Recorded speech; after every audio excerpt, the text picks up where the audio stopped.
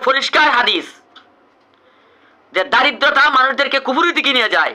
হযরত আলী রাদিয়াল্লাহু আনহু বলছেন কি যে কোন মানুষের নাম যদি দারিদ্র হইতো আমি তাকে হত্যা করতাম। আসসালামু আলাইকুম রাহমাতুল্লাহি ওয়া বারাকাতুহু। প্রিয় উপস্থিতি, কেমন আছেন? দেশবাসী ভালো আছেন তো? একটা বিষয় হলো, আমি প্রতিদিনের ন্যায় গতকালকে আমি একটা জায়গায় ছিলাম, অত কথা বলতে পারি নাই। অনেকেই বিভিন্ন মানুষেরা প্রশ্ন করে যে তোমরা হুজুররা কেন এত রাজনীতি যাও, হুজুররা কেন দুনিয়া কাউ কাউ করো? আরে আসলে কিন্তু অনেকেই বলে, প্রায় বলে যে রে তুমি দেখা যায় চাকরি করো, ডাক্তারি করো, মানে হুজুররা এত ব্যবসায়ী করে কেন? এটা একটা জিনিস। হ্যাঁ, হুজুরা ব্যবসায়ী করার না করাটা ভালো, এটা ঠিক আছে। তো আমি যে জিনিসটা বলতাম সবচেয়ে বড়, অনেকে মানে আল্লাহ রাসূল তো গরিব হয়ে থাকছেন, কিন্তু শুনেন ইসলামের সমস্ত কাজ কিন্তু ধনীরাই বেশি করে, এই জিনিসটা লক্ষ্য রাখবেন। যেমন আমাদের দেশে দেখবেন ইসলামের বড় বড় কাজ, যেমন কুরবানি কিন্তু ধনীদের ব্যাপারে, গরিবে তো কুরবানি নাই। জাকাত বলা হয়েছে তুমি জাকাত দেও, জাকাত কি গরিবে? জাকাত তো ধনীদের। হজ, হজ কি গরিবের ইবাদত? হজ তো ধনীরা, হজ করো, 5 লাখ টাকা লাগে হজ করতে, গরিবরা তো পারবে না। ইসলামের বড় বড় ইবাদত, মানুষদেরকে সাহায্য করো, সহযোগিতা করো, মসজিদ বানাও, মাদ্রাসা বানাও, গরিবে তো পারবে না। এবং বাস্তব এটা মানুষে বলে যে গরিবে নাকি ইবাদত বেশি করে, না আসলে কিন্তু দেখবেন পরের নামাজে যখন নামাজ আরম্ভ হয় মসজিদের মধ্যে, মসজিদে নুরুল হেরা অথবা মসজিদে চৌধুরী বাজার যে মসজিদ, তাহলে কি আমাদের সব অটোওয়ালা কি অটো ব্রেক করে কি নামাজ পড়ে? সব অটোওয়ালা 100% অটোওয়ালার মধ্যে সর্বোচ্চ 20% অটোওয়ালা হয়তো টিপ দিয়া মসজিদে যায়, আর 20% অটোওয়ালা আছে তারা পরে পরে নামাজ, তারা দুনিয়াকে প্রাধান্য দেয়। কিন্তু দেখবেন বড় লোক যারা ব্যবসা আছে বিভিন্ন শহরে অথবা বিভিন্ন শহরে, বড় লোক কিন্তু আলহামদুলিল্লাহ আলহামদুলিল্লাহ 60% বড় লোক ব্যবসা বন্ধ করে অথবা কাউকে দিয়ে নামাজে যায়। কারণ বড় লোকেই কিন্তু ইবাদতটা বেশি করে বর্তমান যুগে। কারণ হলো গরিবরা দেখবেন হবিগঞ্জে আজান পড়লে হোটেলে যত বুয়া আছে সব কি মসজিদে আগের কাতারে যায়? তারা দুনিয়া নিয়ে ফিকির থাকে, দুনিয়া। এবং আল্লাহ রাসূল সাল্লাল্লাহু আলাইহি ওয়াসাল্লাম বলতেন কি যে দারিদ্রতা মানুষদেরকে কুফুরির দিকে নিয়ে যায়, আসলে কুফুরির দিকে অগ্রসর হয়। একবারে পরিষ্কার হাদিস যে দারিদ্রতা মানুষদেরকে কুফুরির দিকে নিয়ে যায়।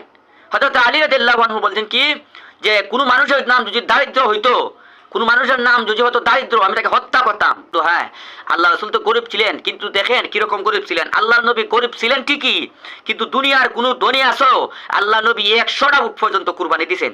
এই দুনিয়ার ধনীরা রাজা বাদশারা তোমরা দেখি একটা উট দিতে পারো না, 100টা উট কি কুরবানি দিতে পারবা? আল্লাহ নবী সাল্লাল্লাহু আলাইহি ওয়াসাল্লাম দিন প্রচার করতে গিয়ে বিশাল সম্পত্তি ছিল। উসমান রাদিয়াল্লাহু আনহু এতগুলো সম্পত্তি ছিল, সব সম্পত্তি আল্লাহ নবীর দিন প্রচার করতে গিয়ে এগুলা খরচ করেছেন। হযরত খাদিজা রাদিয়াল্লাহু আনহু মক্কার মধ্যে সবচেয়ে বড় যে 10 জন ব্যক্তি ছিল এর মধ্যে ছিল খাদিজা। ওই খাদিজা রাদিয়াল্লাহু আনহু সব সম্পত্তি আল্লাহ নবীর দিনের কাজে ব্যবহার করেছেন। এই জন্য ইসলামের ভাই, ইসলামে গরিব হওয়া থাকার কথা বলে নাই। ইসলাম বলছে তুমি ধনী হও, আর ধনী হলেই কিন্তু ইসলামের মৌলিক যতগুলো ইবাদত আছে এগুলো করার সুযোগ পাবা। শুধু তাই না, আল্লাহ রাসূল সাল্লাল্লাহু আলাইহি ওয়াসাল্লাম আমাদেরকে দোয়া শিখাইছেন, রাব্বানা আতিনা ফিদ দুনিয়া। এখানে বলেন নাই রাব্বানা আতিনা ওয়াল আখিরাহ, কিন্তু আখিরাত বলছেন পরে, দুনিয়ার কথাটা আগে বলছেন। সব সময় আমরা দোয়াতে পড়ি রাব্বানা আতিনা ফিদ দুনিয়া, দুনিয়ার কল্যাণ, দুনিয়ার মঙ্গল দান করো।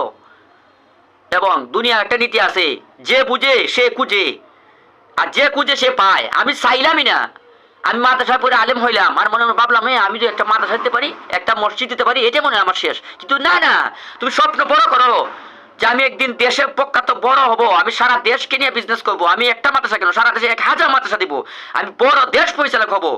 আমাদের নিয়ত ছোট, এই জন্য শুরু নিয়ত যে যতটুকু নিয়ত এতটুকুর মধ্যে আল্লাহ পৌঁছায়। আমাদের দেশে দোয়া পড়ে উল্টা, কি দোয়া পড়ে? একজন লোকে দেখবেন 20,000 করে টাকা দিয়েছে রমজান মাসও, 20,000 করে, আর 10 জন লোককে টাকা দিয়েছে, 1 লক্ষ টাকা বন্টন করছে, আর ইফতার করাইছে। ওই ফকির যখন দোয়া করে কি জানেননি? দোয়া করে কি আল্লাহ ওই লোকে যে আমাদেরকে 20,000 টাকা দিছে, আল্লাহ তুমি তার যে দন আছে তার ডবল ধনী বানায় দাও। তুই আমাদের 20,000 টাকা দিছে, সে তুমি 40,000 টাকা মালিক বানায় দাও।